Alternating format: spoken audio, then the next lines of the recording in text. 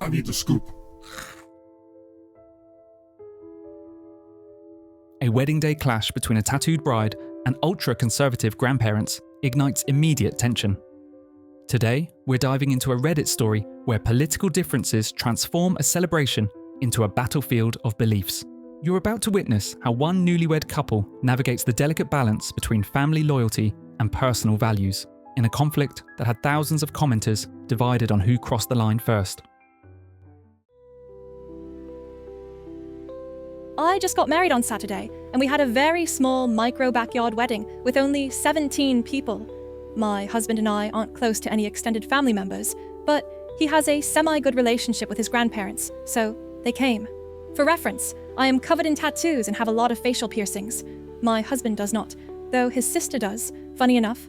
His grandparents are very old-school religious conservative Trump supporters, and I couldn't be more on the opposite end of the spectrum of beliefs. One of the reasons we decided to have a small family-only wedding was because we have a lot of LGBTQ friends and a few trans friends, and we could not in good faith put them in a situation where a very outspoken woman would totally say some terrible things to them. Grandma speaks her mind and has no filter, let's just say. We danced this fine line during all the planning of not wanting to cater the wedding around 2 people. Everyone else invited did not share the same beliefs, but also being respectful. Both our families are funny, wacky, and unserious. Just super chill, cool people. A bunch of hippies and liberals. We had so many silly bits in our wedding that everyone loved. But them. The first thing Grandma said to me after the ceremony was, "I met your mother. I see where you get your crazy from." It was said somewhat light-hearted, but it wasn't. Someone else who overheard said, "Disrespecting the bride and the mother of the bride within seconds of the ceremony ending is wild." She said a few other very rude, passive-aggressive comments about me and the wedding that I was told about afterwards. I swore a few times in my vows, which was not intentional.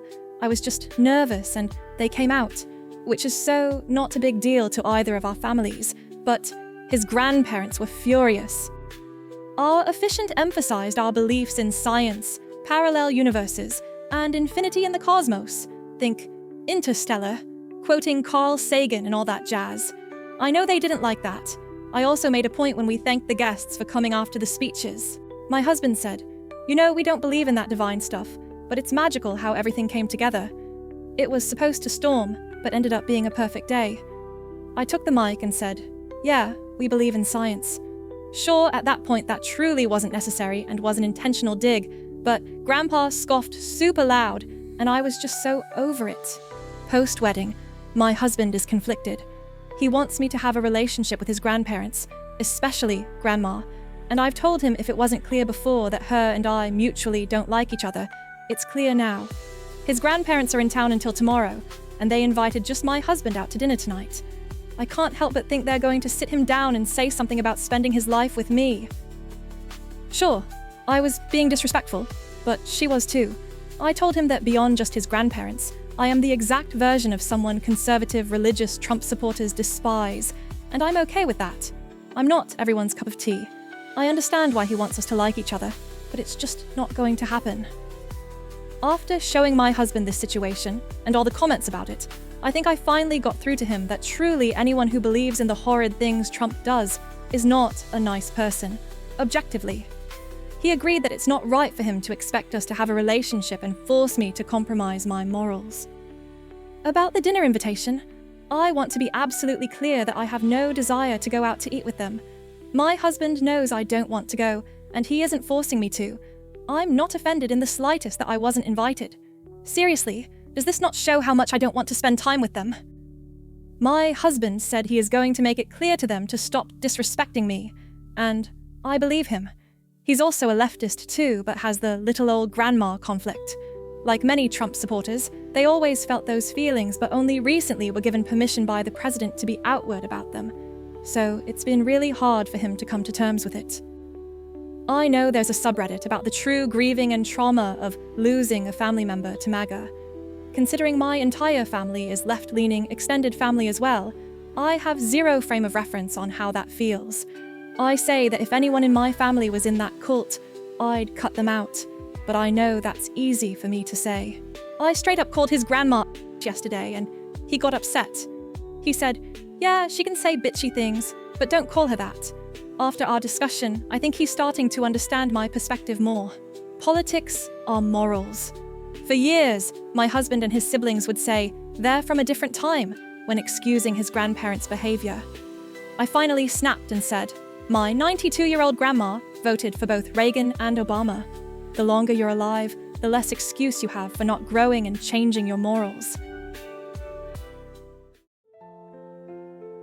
Readers rallied behind the original poster, with many emphasising that politics reflect core values that shouldn't be compromised for family peace. As the newlyweds processed their wedding day tension, the husband found himself caught between loyalty to his grandparents and defending his new wife's dignity. Just one day after the wedding, an unexpected dinner invitation would set the stage for a confrontation that would redefine these family relationships forever. Didn't expect that to blow up, but seriously, thankfully Grandma doesn't use this platform, so she won't see it. Like I said in the updates of the original story, even if I was invited to the dinner, I wouldn't want to go, which is why my husband never pushed the issue with them or with me.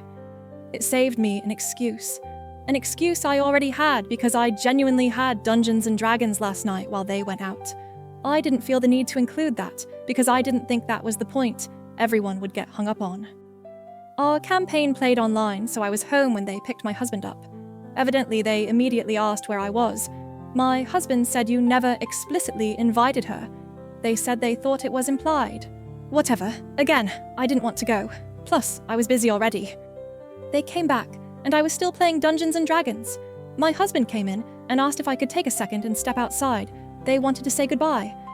This led to the biggest hug from both of them, followed by what they should have said at the wedding, but I guess better late than never. It was so amazing, beautiful ceremony. You looked stunning, and so on. Grandma then took my hand and said, I hope you know I wasn't offended by any of the swearing, and I hope I didn't come across that way. I loved your ceremony and vows. I was shocked, but smiled and nodded. She followed immediately with, I should have said wacky about your mom, not crazy. Heck, I'm crazy. I didn't mean it in a bad way. Your mom is a character. Same with your father. I see where you get your sparkle from. I was completely stunned, but smiled and nodded. She gave me another big hug. When I got back inside, I immediately asked my husband what happened. He wouldn't tell me exactly what he said, but he told me he laid it down very clearly about how inappropriate their behavior was and how, moving forward, they cannot disrespect our beliefs like that. He made it clear that if they wanted a relationship with him, that was the bottom line. I also wouldn't be surprised if their daughter, my mother-in-law, who's hippie, liberal, and cool, also spoke to them about it. It really hurts how many people criticized my husband in that post. It was a Monday night after work, after a small do-it-yourself wedding. He wasn't leaving his new bride's side in some grandiose, offensive way. You all are being so dramatic.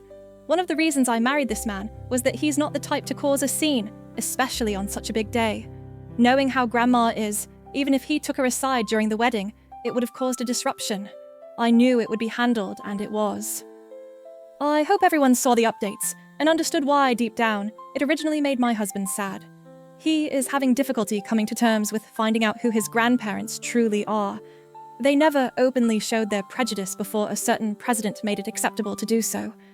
I was wrong calling his grandma a bad name to his face. I was hurt and he knew that, but it was a low blow. He's no longer sad. He gets it. He also knows that her apology, whether sincere or not, doesn't mean I'm going to have a relationship with her and Grandpa. Also, one last thing. We didn't invite any friends to this wedding, just my best friend who was the officiant. Like I mentioned before, there were multiple reasons we did a small family-only wedding. Only one of those reasons was not bringing our LGBTQ friends around them. There were other, more important factors, including wanting to have a small, relatively easy wedding as soon as possible due to my father's declining health. There were other reasons I don't really want to mention. We didn't plan our wedding guest list catered around the grandparents. Yes, we met very young. We weren't in a huge rush to get married either. My father's health started declining, so we decided to finally tie the knot. We're planning to have a friend-only celebration in January. Plus, I'm hosting a Dungeons & Dragons game as my all-genders-included bachelorette party. Sometimes the strongest relationships are forged in the fire of family conflict, proving that standing united is what truly matters. Share your thoughts on navigating difficult family dynamics in the comments below, and subscribe to catch more stories about couples who overcome challenging obstacles together. Check out our other videos about setting boundaries with loved ones while still maintaining important connections.